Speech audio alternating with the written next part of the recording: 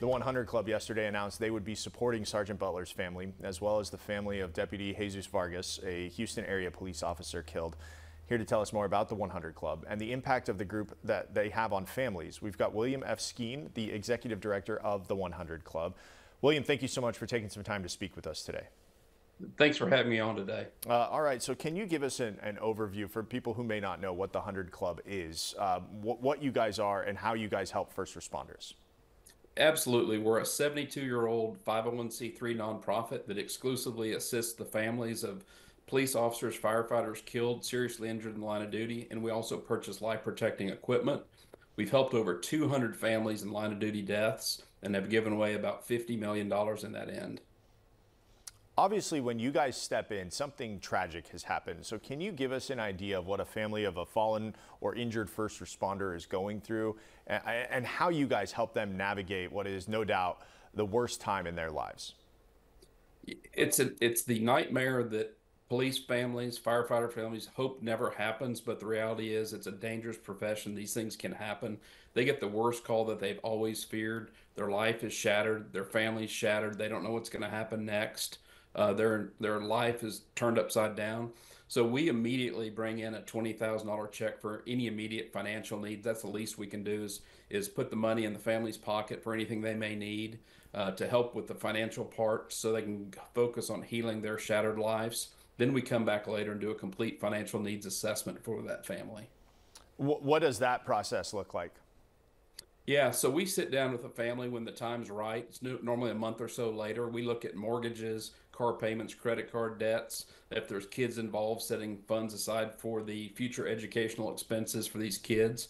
And our goal is to leave that family debt-free when we're through with that needs assessment so they can not worry about money, just focus on healing. You obviously become like family with them, having spent so much time with them.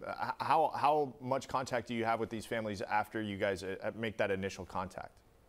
Well, we do the initial contact, then we're back a month or so later, and then as needs arise, when there's kids involved, we currently have about 130 kids that lost a parent, police officer or firefighter, that are going to college. So every spring, fall semester, we're helping those kids. We're in contact with the families, helping those kids go to school. So it's a continual assistance if needed. And the kids, we have kids right now that lost a parent 18 years ago that are now going to college.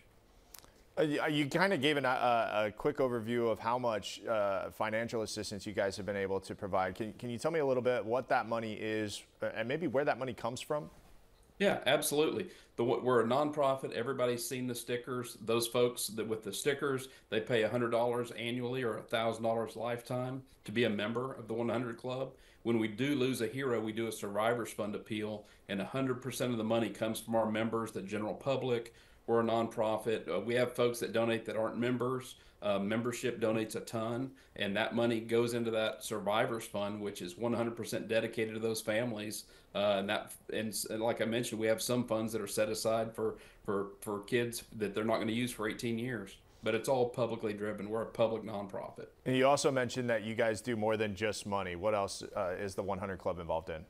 Yeah, exactly. So our next big mission is life protecting equipment. We buy bulletproof vests, body armor, tactical trauma kits, first aid kits, anything that'll keep an officer safe.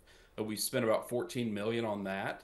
And then every May we have a Heroes Awards banquet in Houston where we honor exceptional firefighting police service. In fact, this last couple of years we've had winners from BRYAN College Station, fire, police, where they're honored by their peer officers and by the 100 Club for what they do for us all every day. You mentioned you are a 501c3, and if people do want to get involved and help, how can they find out more information about you guys? Absolutely. Go to our website, and it's the100club.org. THE100club.org. Very great website. If you have any questions, call us at the office, and we're glad to answer any questions, and we're here to help. William F. Skeen, the Executive Director of the 100 Club, thank you so much for joining us today, and thank you for what you do for our first responders. Thank you for having us, and thank you for what you do.